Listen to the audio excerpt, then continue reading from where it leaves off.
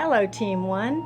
I'm here on behalf of the Wellness Committee. I'm Jean Wilkinson, and I want to talk to you this morning about SEEs.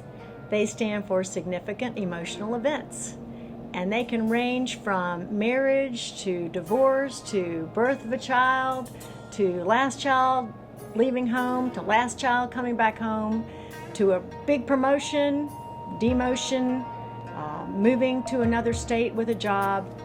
And guess what?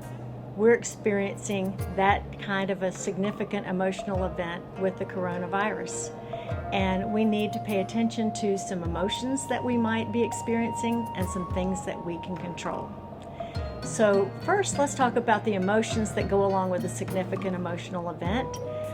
Usually somewhere in there, there's shock. 6 weeks ago, we would not even have believed that we were going to be in the situation where the restaurants were closed, the salons were closed, the YMCAs were closed, and where we were, many of us working from home, and children were being educated at home through NIT, and all of these changes, we wouldn't have believed it. And for some of us, we still are a little bit in shock from time to time, like, is this really happening? Another stage that people often go through is that of anger, like, I cannot believe that I went to the store and that somebody took 100, do they really need 100 rolls of toilet paper because almost none is left? I mean, that can make you kind of irritated for sure. And then sometimes you're just irritated that you're having to go through this. Then another stage that people usually go through is that of bargaining. And that's when they ask themselves, how much am I going to comply? As Bashir would say, how much of a good citizen am I going to be in terms of isolating myself or in terms of limiting my contact? Then people get to intellectual acceptance before they get to emotional acceptance.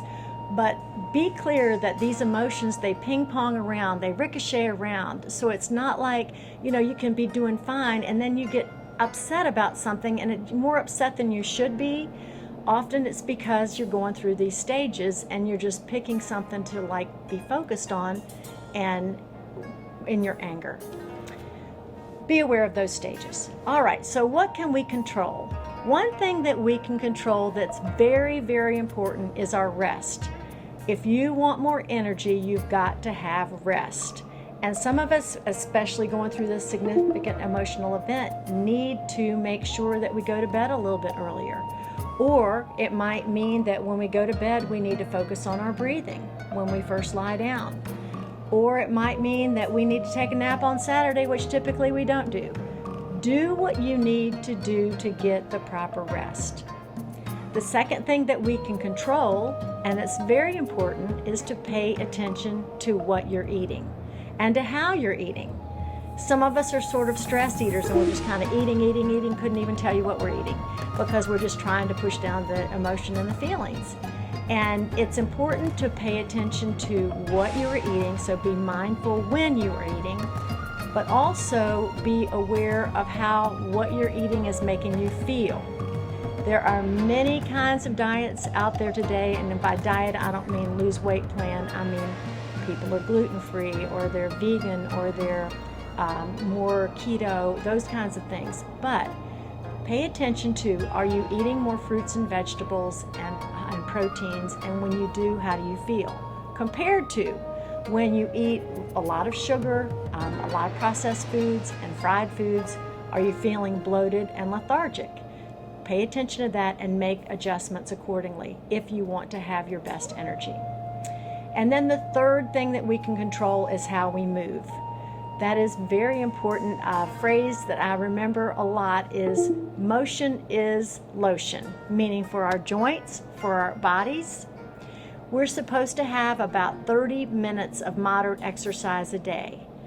Many of us do not get that per se, but the good news is by parking farther away and walking more, we're getting in some of that moderate exercise.